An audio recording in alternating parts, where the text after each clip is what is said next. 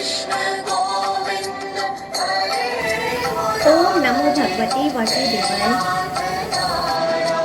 कंस का अक्रूर को नंदगांव जाने की आज्ञा देना और केसी का वध तथा भगवान के पास नारद का आगमन।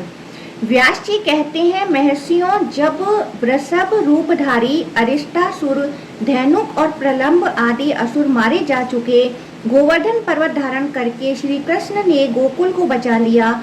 उनके द्वारा कालिया नाग का दमन, दोनों यमला अर्जुन, वृक्षों का भंग, पूतना का वध और सकट भंग आदि घटनाएं हो गईं।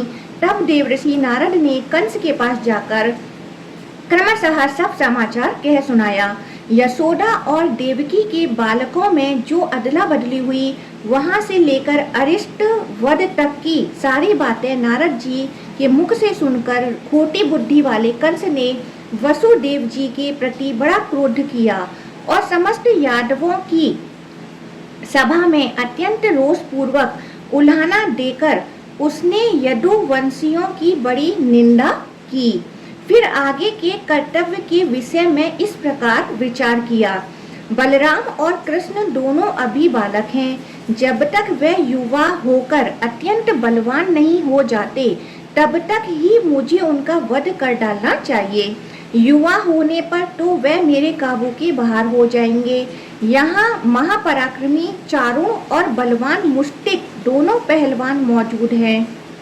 इनके द्वारा मल्ल युद्ध में उन दोनों मत वाले बालकों को मरवा डालूंगा। धनुष यज्ञ नामक उत्सव देखने के बहाने दोनों को वज्र से बुलाकर ऐसा यत्न करूंगा जिससे उनका नाश हो जाए। इस प्रकार सोच विचार कर दुष्ट आत्मा कंस ने बलराम और श्री कृष्ण को मार डालने का निश्चय किया और वीरवर अक्रूर को बुलाकर कहा, दानपते, तुम मेरी प्रसन्नता के लिए एक बात मानो। यहाँ से रथ पर बैठकर नंदगांव जाओ। वहाँ वसुदेव के दो पुत्र हैं जो मेरा विनाश करने के लिए विष्णु के अंश से उत्पन्न हुए हैं। वे दोनों दुष्ट बढ़ते जा रहे हैं। चतुर्दशी को धनुष यज्ञ का उत्सव होने वाला है। उसमें कुश्ती लड़ने के लिए उन दोनों को बुला लाओ। मेरे दो पहलवान चारुण और मुष्टिक दाव पेच में बहुत कुशल हैं। इनके साथ यहाँ उन दोनों की कुश्ती हो और सब लोग देखें। वसुदेव के दोनों पापी पुत्र अभी बालक ही हैं। द्वार पर आते ही उन दोनों को महावत की प्रेरणा से मेरा कुवल या पीड़ हाथी मार डालेगा। उन दोनों को मारकर मैं दुष्ट बुद्धि वाले वसुदेव, नंद और अपने पिता उग्रसेन को भी मौत के घाट उतारूंगा। तत्पश्चात समस्त गोपों का गोधन और सारा वैभव छीन लूंगा, क्योंकि वे दुष्ट मेरे वध की इच्छा करती हैं। दानपते, तुम्हारे सिवा ये सभी यादव बड़े दुष्ट हैं, अतः मैं क्रमशः इनका भी वध करने के लिए प्रयत्न करूंगा।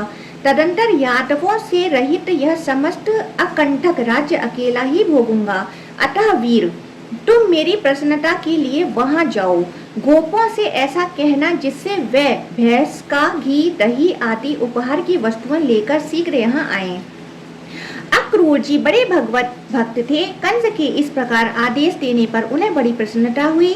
इसी बहाने कल भगवान श्री कृष्ण के दर्शन तो करूंगा, इस विचार ने उन्हें उतावला बना दिया।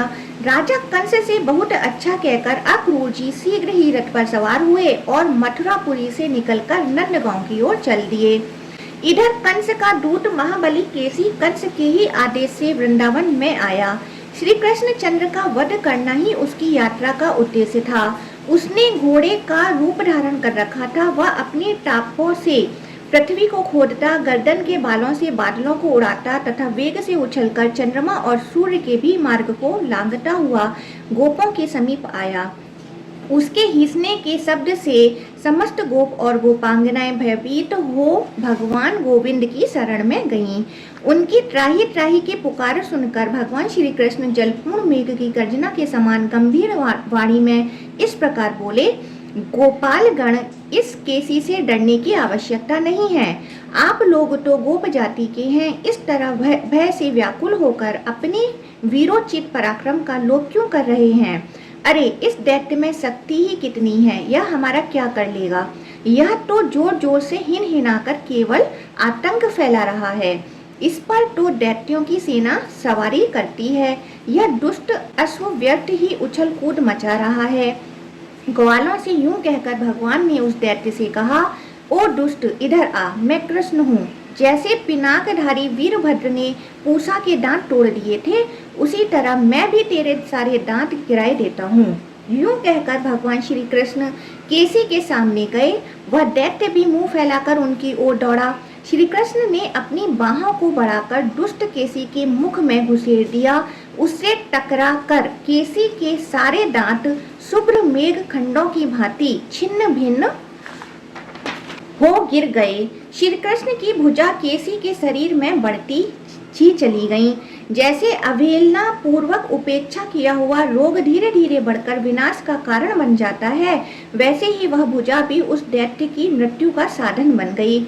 उसके जबड़े फट गए, वह मुख से फैन और रक्त फेंकने लगा। नस नाड़ियों के बंधन टूट जाने से उसके दोनों जबड़े बिलख हो गए। वह लीड और पेशाब करता हुआ धरती पर पैर पटकने लगा। उसका सारा शरीर पसीने से तर हो गया और वह थककर प्राणों से हाथ धो बैठा।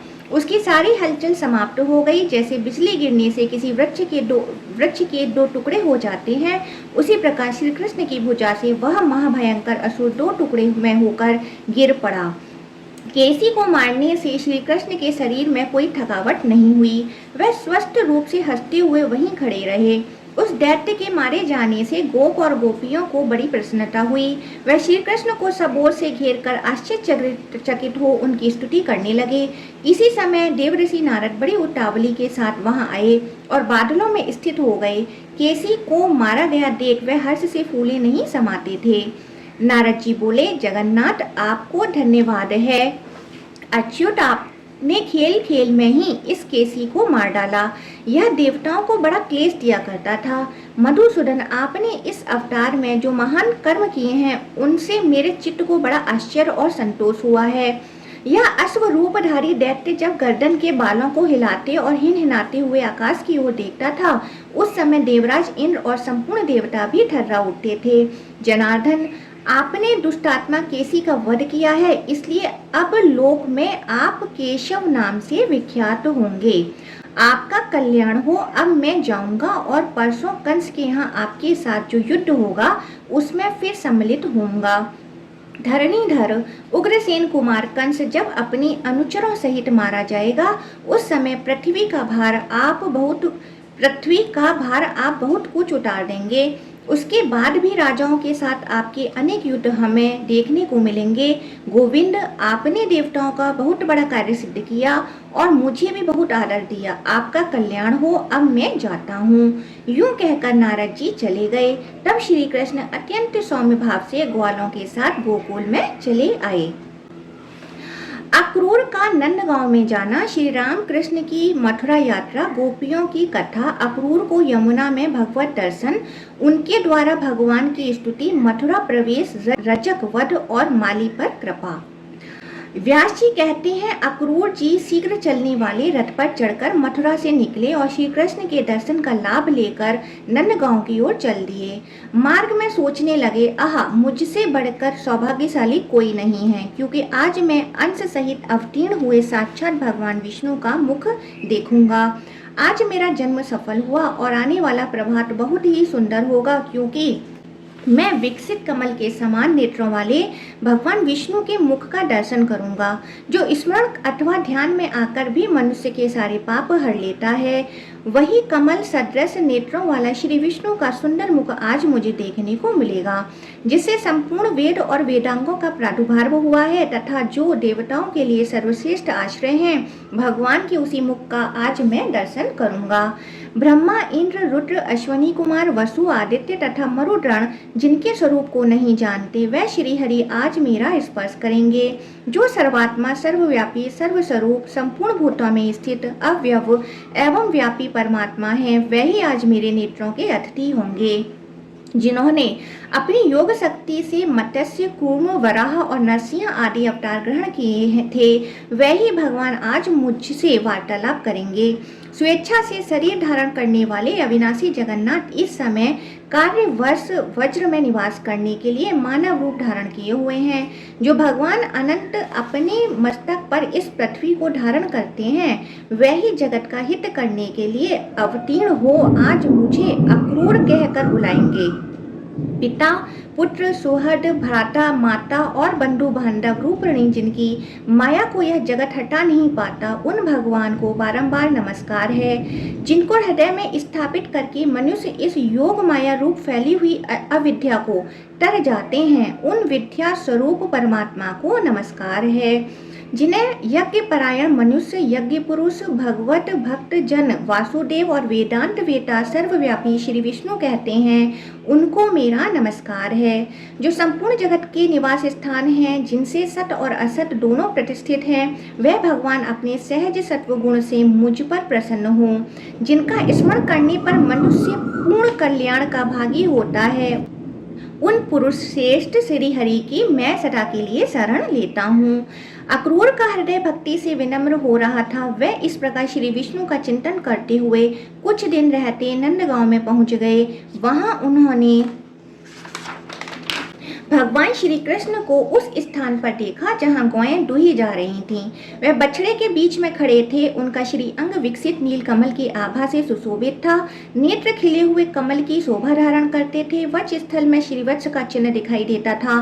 बड़ी बड़ी बाहें, चौड़ी और उभरी हुई छाती, ऊंची नासिका, विलास युक्त मुस्कान से सुशोभित मुख, लाल लाल नख, शरीर पर पीताम्बर, गले में जंगली पुष्पों के हार, हाथ में स्निग्ध नील लता और कानों में श्वेत कमल पुष्प के आभूषण, यही उनकी झांकी थी। उनके दोनों चरण भूमि पर विराजमान थे। श्री कृष्ण का दर्शन करने के बाद अक्रूर जी की दृष्टि यदुनंदन बलभद्र जी पर पड़ी, जो हंस, चंद्रमा और कुंड के समान गौर वर्ण के थे। उनके शरीर पर नील वस्त्र शोभा पा रहे थे। उनकी कद ऊंचा और बाहें बड़ी बड़ी थीं। मुख प्रफुल्ल कमल सा सुशोभित था। नीलांबरधारी गौरांग बलभद्र जी ऐसे जान पड़ते थे मानो मेघमाला से घिरा हुआ दूसरा कैलाश पर्वत हो। उन दोनों भाइयों को देखकर महाबुद्धिमान अक्रूर जी का मुख कमल प्रसन्नता से खिल उठा। संपूर्ण शरीर में रोमांच हो आया और वे मन ही मन इस प्रकार कहने लगे, इन दोनों बंधुओं के रूप में यहाँ साक्षात भगवान विष्णु विराज रहे हैं। यही वह परम धाम और यही वह परम पद है। अनंत मूर्ति भगवान आज ही मेरे हाथ का स्पर्श करके उसे शोभा संपन्न बनाएंगे। इन्हीं भगवान की अंगुलियों के स्पर्श से संपूर्ण पाप नष्ट हो जाने के कारण मनुष्य उत्तमोत्तम सिद्धि प्राप्त करते हैं तथा अश्विनी कुमार रुद्र, इंद्र और वसु आदि देवता प्रसन्न होकर उन्हें उत्तम वर देते हैं। इन्हीं भगवान ने दैत्यराज की सेना का विनाश करके दैत्य पत्नियों की आंखों का काजल भी छीन लिया। राजा बलि ने जिनके हाथ में संकल्प का जल छोड़कर रसातल में रहते हुए भी मनोहर स्वर्गीय भोग प्राप्त कर लिए तथा देवराज इंद्र ने जिनकी आराधना करके एक मनवंतर के लिए देवलोक का अखंड साम्राज्य प्राप्त किया, वही भगवान कंस के साथ रहने के कारण निर्दोष होते हुए भी दोष के पात्र बने हुए मुझ अक्रूर का क्या आदर न करेंगे। जो साधु पुरुषों से बहिष्कृत है उसके जन्म को धिक्कार है। भगवान श्री हरि ज्ञान स्वरूप हैं, परिपूर्ण सत्व के पुंज हैं, सब प्रकार के दोषों से रहित हैं, अव्यक्त हैं और समस्त प्राणियों के हृदय में विराजमान हैं। जगत में कौन सी ऐसी वस्तु है जो उन्हें ज्ञात न हो। अतः मैं भक्ति से विनीत होकर आदि मध्य और अंत से रहित अजन्मा पुरुषोत्तम भगवान विष्णु के अंशा अवतार तथा ईश्वरों के भी ईश्वर श्री कृष्ण की शरण में जाता हूँ। इस प्रकार विचार करते हुए वे भगवान श्री कृष्ण के पास गए और मैं यदुवंशी अक्रूर हूँ यूं कहकर उनके चरणों में पड़ गए। भगवान ने भी ध्वजा, वज्र और कमल आदि चिन्हों से सुशोभित अपने कर कमल द्वारा उनका स्पर्श किया और उन्हें खींचकर प्रेम पूर्वक गाढ़ा आलिंगन दिया। फिर बलराम और श्री कृष्ण ने उनसे बातचीत की और उन्हें साथ ले अपने भवन में चले गए। परस्पर प्रणाम आदि के बाद अक्रूर ने दोनों भाइयों के साथ बैठकर भोजन किया और यथा योग्य उनसे सब बातें निवेदन की। दुरात्मा दानव कंस ने वसुदेव और देवकी को जिस प्रकार धमकाया था, उग्रसेन के प्रति जैसा उसका बर्ताव था और जिस उद्देश्य से कंस ने उन्हें वज्र में भेजा था, वह सब विस्तार के साथ कह सुनाया। सुनकर भगवान श्री कृष्ण ने कहा, ये सब बातें मुझे ज्ञात हैं। इस विषय में जो उचित कर्तव्य है उसे मैं करूंगा। आप अन्यथा विचार ना करें। कंस को मारा गया ही समझें। मैं बलराम जी सहित कल आपके साथ मथुरा चलूंगा। बड़े बूढ़े गोप भी भेंट की बहुत सी सामग्री लेकर जाएंगे। वीर, आप किसी प्रकार की चिंता ना करें। आराम से यहाँ रात बिताएं। आज से 3 रात के भीतर ही मैं अनुचरों सहित कंस को मार डालूंगा। तदंतर गोपों की मथुरा चलने का आदेश दे अक्रूर, श्री कृष्ण तथा बलराम जी नंद के घर में सोए। सवेरा होने पर महाबली राम और श्री कृष्ण अक्रूर के साथ मथुरा जाने को तैयार हो गए। यह देख गोपियों के नेत्रों में आंसू भर आए। वह चिंता से इतनी दुर्बल हो गईं कि उनके कंगन और बाजू बंद खिसक खिसक कर गिरने लगे। वह दुख से पीड़ित हो लंबी सांस लेती हुई एक दूसरी से कहने लगी, सखी, गोविंद मथुरा जाते हैं, वहां जाकर वह इस गोकुल में फिर क्यों आने लगे? वहां तो अपने कानों द्वारा नगर की स्त्रियों के मधुर वार्तालाप का रस पान करेंगे। नगर की नारियों के विलासपूर्ण वचनों में जब इनका मन आसक्त हो जाएगा, तब फिर गांव की रहने वाली इन गंवार गोप गोपियों की ओर उनका झुकाव कैसे हो सकेगा? हाय, श्रीहरि संपूर्ण वज्र के प्राण थे। इन्हें छीनकर दुरात्मा और निर्दयी विधाता ने हम गोपियों पर निष्ठुर प्रहार किया है। नगर की युवतियां भाव भरी मुस्कान के साथ बात करती हैं। उनकी गति में लालित्य है। वे कटाक्षपूर्ण नेत्रों से देखती हैं, अतः ये हम लोगों के पास क्यों आने लगे? यह देखो गोविंद रथ पर बैठकर मथुरा जाते हैं। क्रूर अक्रूर ने उन्हें चकमा दिया है। क्या इस निर्दयी को प्रेम जनों की मानसिक वेदना का अनुभव नहीं है, जो यह हमारे नयनानंद गोविंद को अन्यत्र लिए जाता है? गोविंद भी आज अत्यंत निष्ठुर हो गए हैं। देखो न बलराम जी के साथ रथ पर बैठकर चले जा रहे हैं। अरे, इन्हें रोकने में शीघ्रता करो। क्या कहती हो? गुरुजनों के सामने हमारा कुछ बोलना उचित नहीं है। अरे, हम तो यूं ही विरह की आग में जल रही हैं। अब ये गुरुजन हमारा क्या कर लेंगे? हाय, ये नंद बाबा आदि भी जाने को उद्यत हैं। कोई भी श्री कृष्ण को लौटाने का उद्योग नहीं करता। आज मथुरा वासिनी युवतियों के नेत्र रूपी भ्रमर श्री कृष्ण की मुख कमल का मकरंद पान करेंगे। वे लोग धन्य हैं जो मार्ग में पुलकित शरीर से बेरोक टोक श्री कृष्ण का दर्शन करेंगे। आज गोविंद का दर्शन पाकर मथुरा की नागरियों के नेत्रों में महान आनंद छाया जाएगा। आज उन भाग्यशालिनी युवतियों ने कौन सा शुभ स्वप्न देखा है, जो वे अपने विशाल एवं कमनीय नेत्रों से श्री कृष्ण की रूप माधुरी का पान करेंगे।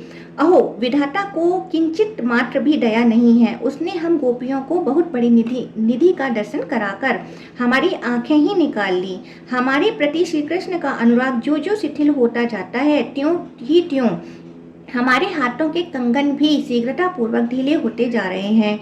अक्रूर का हृदय बहुत ही क्रूर है। वह घोड़ों को बहुत जल्दी जल्दी हाँकता है। हम जैसी आर्त स्त्रियों पर उसे छोड़ किसको दया नहीं आएगी? अरे, वह देखो, श्री कृष्ण के रथ की धूल बहुत ऊंचे पर दिखाई देती है। हाय, अब वह धूल भी नहीं दिखाई देती। अब वह भगवान को बहुत दूर ले गई। इस प्रकार गोपियों के अत्यंत अनुराग पूर्वक देखते देखते बलराम सहित श्री कृष्ण ने वज्र के उस भूभाग का परित्याग किया। रथ के घोड़े बहुत तेज चलने वाले थे, अतः बलराम, अक्रूर और श्री कृष्ण दोपहर होते होते मथुरा के समीपवर्ती यमुना तट पर पहुंच गए। तब अक्रूर ने श्री कृष्ण से कहा, आप दोनों भाई यहीं रथ पर बैठे रहें, तब तक मैं यमुना के जल में नैतिक स्नान और पूजन कर लेता हूँ। श्री कृष्ण ने बहुत अच्छा कहकर उनकी बात मान ली। परम बुद्धिमान अक्रूर ने यमुना के जल में प्रवेश करके स्नान और आचमन किया।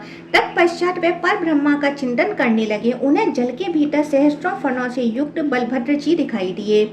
उनका शरीर कुंड के समान गौर और नेत्र कमलपत्र के समान विशाल थे। वासुकी तथा डिंब आदि बड़े बड़े नाग उन्हें घेरे हुए स्तुति कर रहे थे।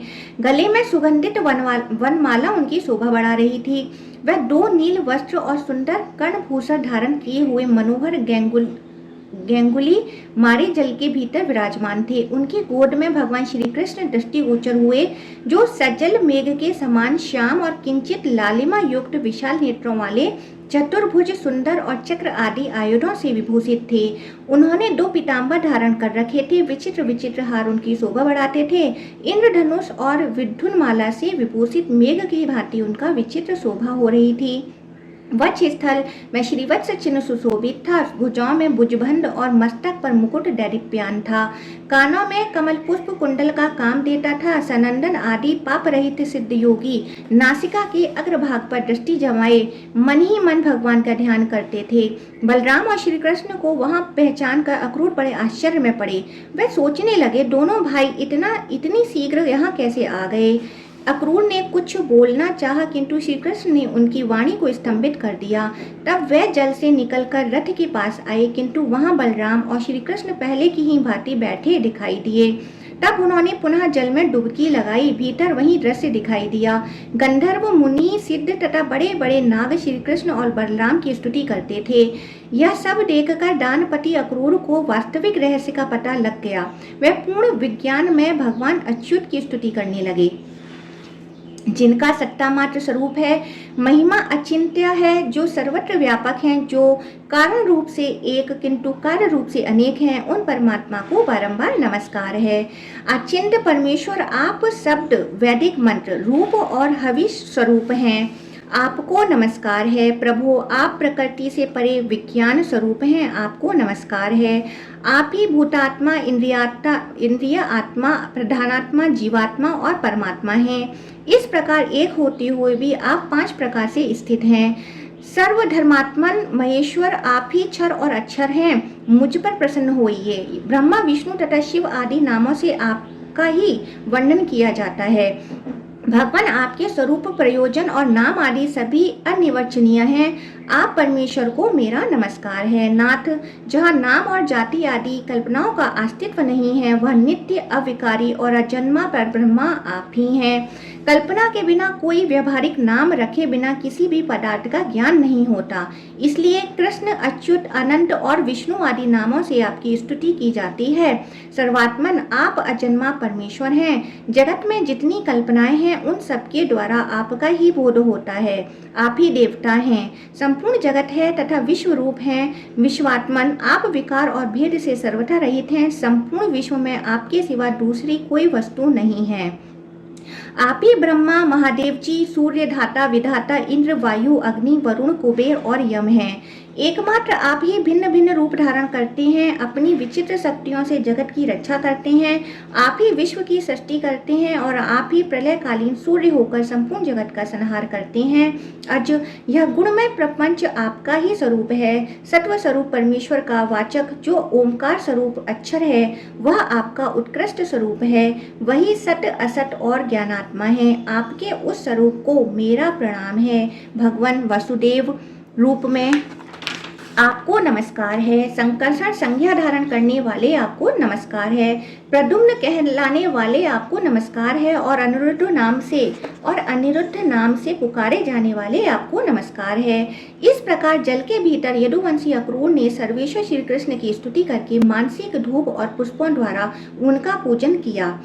अन्य विषयों का चिंतन छोड़कर मन को उन ब्रह्माभूत परमात्मा में लगा दीर्घ काल तक ध्यान किया। तत्पश्चात समाधि से विरत हो अपने को कृतार्थ मानते हुए यमुना जल से निकलकर वह पुनः रथ के समीप आए। आने पर उन्होंने बलराम और श्री कृष्ण को पूर्ववत बैठे देखा। अक्रूर जी के नेत्रों से विस्मय का आभास मिलता था। यह देखकर श्री कृष्ण ने उनसे कहा, अक्रूर जी, आपने यमुना के जल में कौन सी आश्चर्य की बात देखी है जो आपके नेत्र आश्चर्यचकित दिखाई देते हैं। अक्रूर बोले, अच्युत, जल के भीतर मैंने जो आश्चर्य देखा है उसे यहीं अपने सामने मूर्तिमान बैठा देखता हूँ।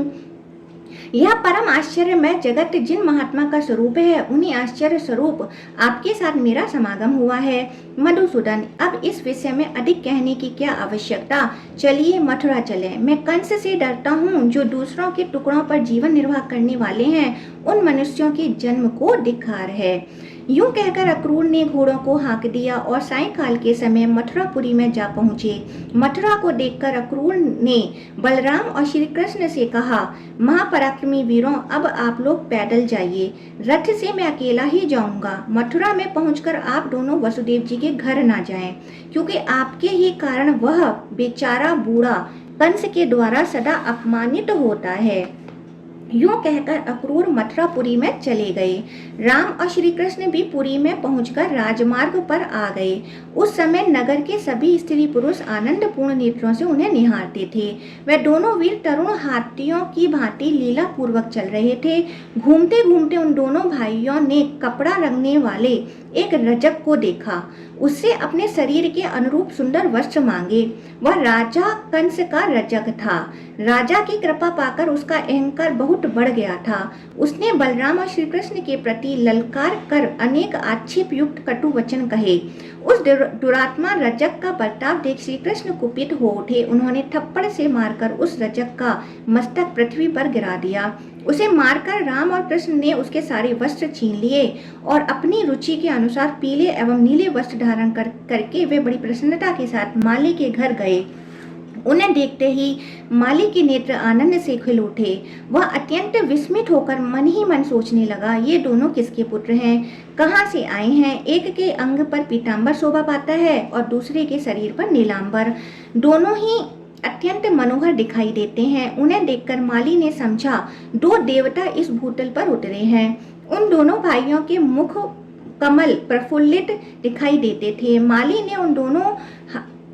ने दोनों हाथ पृथ्वी पर फैलाकर सिर से पृथ्वी का स्पर्श करते हुए साष्टांग प्रणाम किया और कहा, नाथ आप दोनों बड़ी कृपा करके मेरे घर पधारे हैं। मैं धन्य हो गया। अब पुष्पों से आप दोनों का पूजा करूंगा। यूं कहकर उसने रुचि के अनुसार फूल भेंट किए। ये सुंदर हैं, ये मनोहर हैं। यूं कहते हुए उसने उनके मन में फूलों के प्रति आकर्षण पैदा किया और जो जो उन्हें पसंद आया वह सब दिया।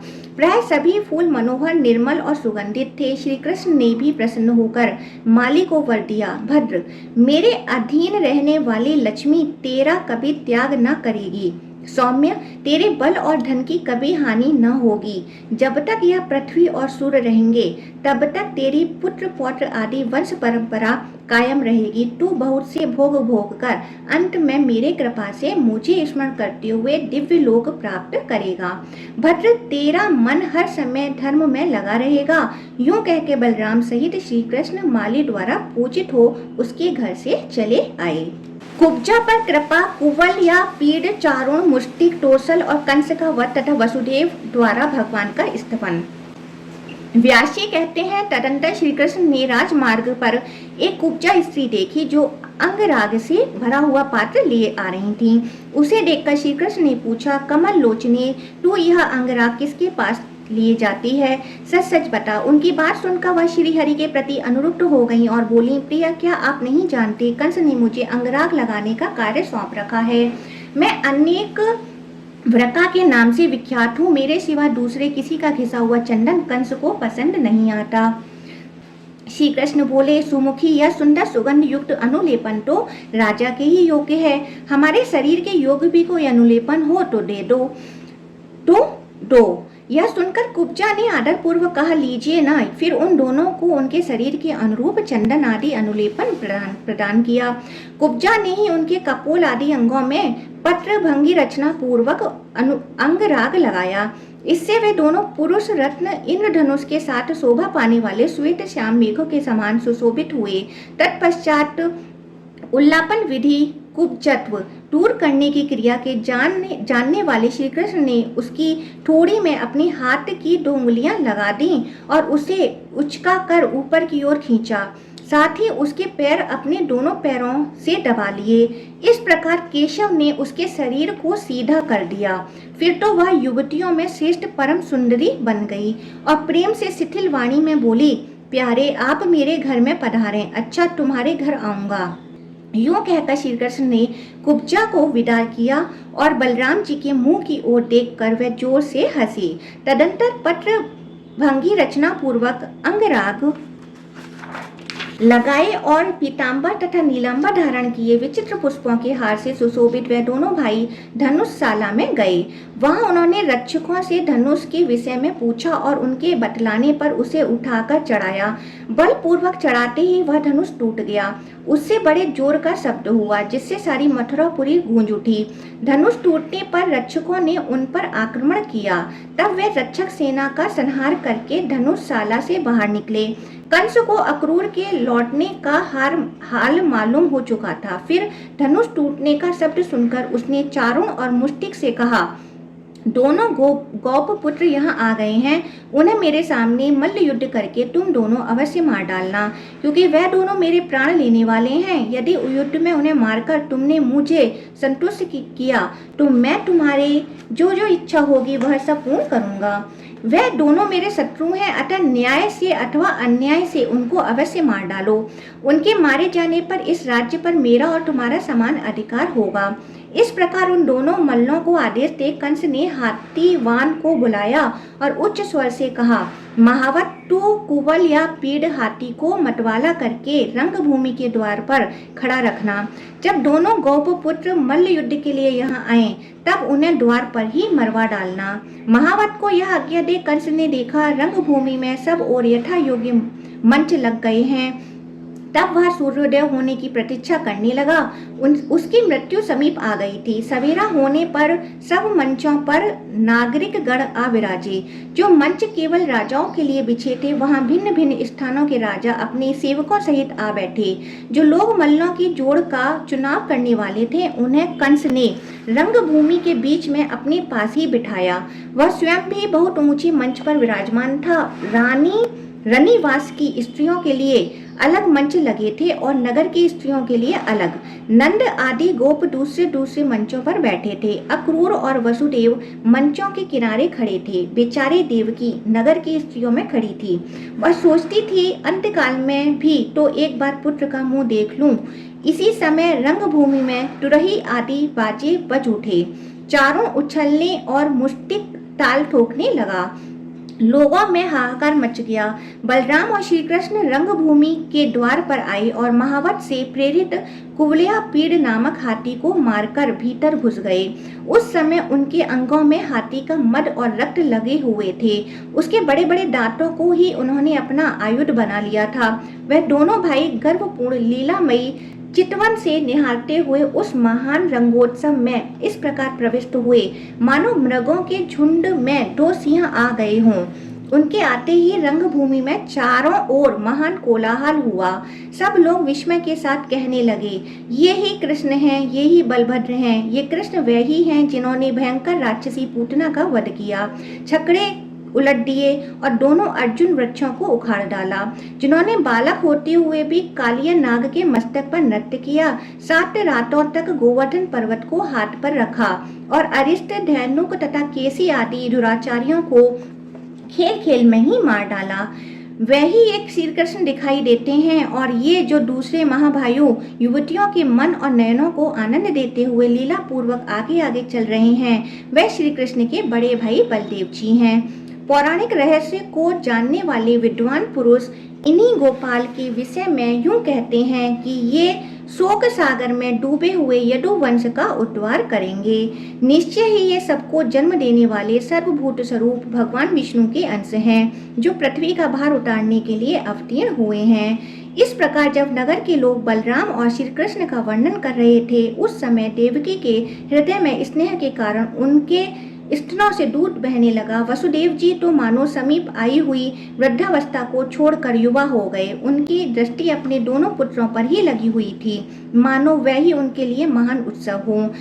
रनिवास की स्त्रियां एकटक नेत्रों से श्री कृष्ण और बलराम को निहारती थीं। नगर की स्त्रियां तो उनकी ओर से दृष्टि ही नहीं हटाती थीं। स्त्रियां आपस में कहने लगी, सखियों, श्री कृष्ण का मुख तो देखो, कैसी कमल जैसी सुंदर आंखें हैं। कुवलया पीड़ हाथी से युद्ध करने के कारण जो परिश्रम हुआ है, उससे इनके मुख पर पसीने की बूंद निकल आई हैं। इन श्वेत बिंदुओं से सुशोभित इनका प्रसन्न मुख ऐसा जान पड़ता है, मानो खिले हुए कमल पर ओस के कण शोभा पा रहे हों। इस मनोहर मुख की झांकी करके आज अपना जन्म सफल कर लो। आहा भामिनी, इस बालक के वक्ष स्थल तो दृष्टिपात करो। श्रीवत्स चिन्ह से इसकी कैसी शोभा हो रही है। यह संपूर्ण जगत का आश्रय है और इसकी दोनों भुजाएं शत्रुओं का दर्प दलन करने में समर्थ हैं। अरे सखी, उधर देखो, मुष्टिक और चारुण को उछलते कूदते देख बलभद्र जी के मुख पर मंद हास्य की कैसी छटा छा रही है। हाय सखी, देखो तो सही, यह श्री कृष्ण चारुण के साथ युद्ध करने जा रहे हैं। क्या इस सभा में न्याय युक्त बर्ताव करने वाले बड़े बूढ़े नहीं है। कहाँ तो अभी युवावस्था में प्रवेश करने वाले श्री हरि का सुकुमार शरीर और कहाँ वज्र के समान कठोर एवं विशाल शरीर वाला यह महान असुर। ये दोनों भाई रंगभूमि में अभी तरुण दिखाई देते हैं। इनके सभी अंग कोमल हैं और चारुण आदि दैत्य मल्ल बड़े ही भयंकर हैं। युद्ध के लिए जोड़कर चुनाव करने वाले लोगों का यह बहुत बड़ा अन्याय है कि वे मध्यस्थ होकर भी बालक और बलवान के युद्ध की उपेक्षा करते हैं। जब नगर की स्त्रियां इस प्रकार वार्तालाप कर रही थीं, उसी समय भगवान श्री हरि अपने पदाघात से पृथ्वी को कंपाते हुए सब लोगों के हृदय में हर्षातिरेक की वृष्टि करने लगे। बलभद्र जी भी ताल ठोक कर मनोहर गति से उछलते हुए चल रहे थे। उस समय यह पृथ्वी पग पग पर उनके पदाघात से विदीर्ण नहीं हुई, यह बड़े आश्चर्य की बात थी। तदंतर अमित पराक्रमी श्री कृष्ण चारुण के साथ कुश्ती लड़ने लगे तथा मल्ल युद्ध की विद्या में कुशल मुष्टिक दैत्य बलदेव जी के साथ भिड़ गया। श्री कृष्ण चारुण के साथ परस्पर भिड़कर, नीचे गिराकर, उछालकर, घूंसे और वज्र के समान कोहनी से मारकर, पैरों से ठोकरें देकर तथा एक दूसरे के शरीर को रगड़कर लड़ने लगे। इस तरह उन दोनों में बड़ा भारी युद्ध हुआ। उस युद्ध में यद्यपि किसी अस्त्र शस्त्र का प्रयोग नहीं होता था, तो भी वह अत्यंत घोर एवं भयंकर था। अपने बल और प्राण शक्ति से ही साध्य था। ज्यों ज्यों चारुण श्रीहरि के साथ युद्ध करता, त्यों ही त्यों उसकी प्राण शक्ति घटती जाती थी। जगन में श्री कृष्ण भी उसके साथ लीला पूर्वक युद्ध करने लगे। वह परिश्रम से थक गया था, अतः क्रोध पूर्वक श्री कृष्ण के हाथ पर हाथ मार रहा था। कंस ने देखा श्री कृष्ण का बल बढ़ रहा है और चारुण थकता जा रहा है। कुपित होकर उसने बाजे बंद करा दिए। इस समय आकाश में देवताओं के अनेक प्रकार के बाजे बज उठे। अदृश्य भाव से खड़े हुए देवता हर्ष में भरकर भगवान की स्तुति करते हुए बोले, केशव, चारुण दानव को मार डालिए, गोविंद आपकी जय हो। श्री कृष्ण देर तक चारुण के साथ खिलवाड़ करते रहे, फिर उसे मार डालने के लिए सचेष्ट हुए और दैत्य को उठाकर आकाश में घुमाने लगे। घुमाते समय ही उसके प्राण पखेरु उड़ गए। भगवान ने उसे 100 बार घुमाकर पृथ्वी पर पटक दिया। चारुण के 100 टुकड़े हो गए। उसके रक्त की धारा से अखाड़े में गहरी कीचड़ हो गई। महाबली बलदेव जी भी उतनी ही देर तक मुष्टिक के साथ लड़ते रहे। अंत में उन्होंने भी उस दैत्य के मस्तक पर मुक्के का प्रहार किया और छाती में घुटने से आघात करके उसे पृथ्वी पर गिरा दिया। फिर अपने शरीर से रगड़कर उसका कचूमर निकाल दिया।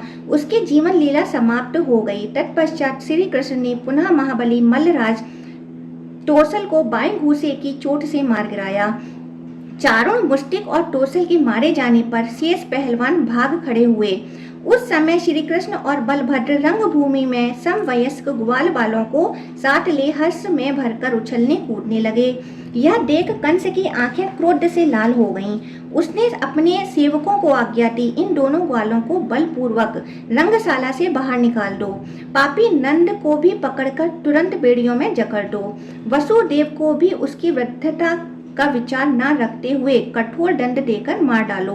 ये जो ग्वाल बाल श्री कृष्ण के साथ उछल रहे हैं, इन सबकी गौएं छीन लो और इनके घर में जो कुछ भी धन संपत्ति हो उसे लूट लो।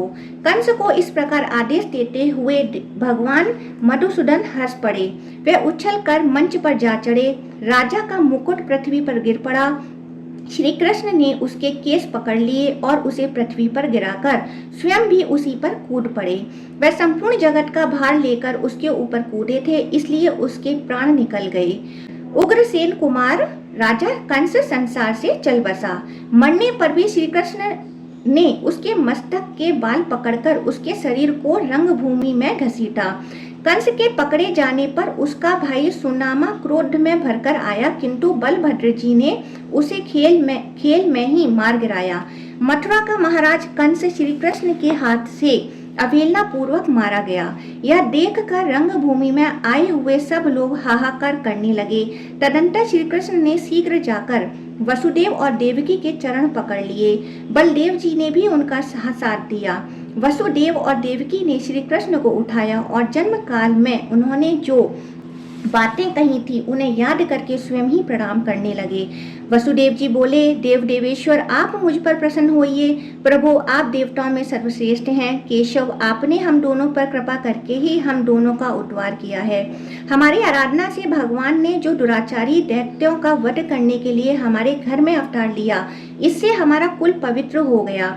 सर्वात्मन आप ही संपूर्ण भूतों के अंत हैं। आप में ही सबका लय होता है। आप समस्त प्राणियों के भीतर विराजमान हैं। आपसे ही भूत और भविष्य की प्रवृत्ति हुई है। सर्वदेव में अच्युत अचिंत्य परमेश्वर यज्ञ में आपका ही यजन किया जाता है। परमेश्वर आप ही यज्ञ हैं और आप ही यज्ञों के कर्ता धर्ता हैं। आपके प्रति परमात्मा भाव को हटाकर जो मेरा और देवकी का मन पुत्र स्नेह के कारण आपकी ओर जाता है, यह हमारे लिए अत्यंत विडंबना है। कहाँ तो आप संपूर्ण भूतों के कर्ता अनादि और अनंत परमेश्वर, और कहाँ हमारी इस मानवीय जीवा का आपको पुत्र कहकर पुकारना। जिनके भीतर समस्त चराचर जगत प्रतिष्ठित है, वे किसी मनुष्य से कैसे उत्पन्न हो सकते हैं, किसी नारी के गर्भ में कैसे सहन कर सकते हैं। जगन्नाथ, जिनसे यह संपूर्ण संसार उत्पन्न हुआ है, वे आप माया की सिवा किस युक्ति से मेरे पुत्र हो सकते हैं। परमेश्वर, आप प्रसन्न हो, इस विश्व की रक्षा करें। आप मेरे पुत्र नहीं हैं। ईश ब्रह्मा से लेकर वृक्ष पर्यंत संपूर्ण जगत आपसे ही उत्पन्न हुआ है। परमात्मन, आप हमारे मन में मोह क्यों उत्पन्न करते हैं। मेरी दृष्टि माया से मोहित हो रही थी। आप मेरे पुत्र हैं, यह समझकर मैंने कंस से अत्यंत भय किया था और शत्रु के भय से व्याकुल होकर आपको गोकुल ले गया था। गोविंद, वहां रहकर आप मेरे सौभाग्य से इतने बड़े हुए हैं। रुद्र, मरुद्रण, अश्वनी कुमार और इंद्र के द्वारा भी जो कार्य सिद्ध नहीं हो सकते, वे भी आपके द्वारा सिद्ध होते देखे गए हैं। ईश, आप साक्षात श्री विष्णु हैं। जगत का कल्याण करने के लिए इस भूतल पर अवतीर्ण हुए हैं। हमारा सारा मोह अब दूर हो गया। ओम नमो भगवते वासुदेवाय।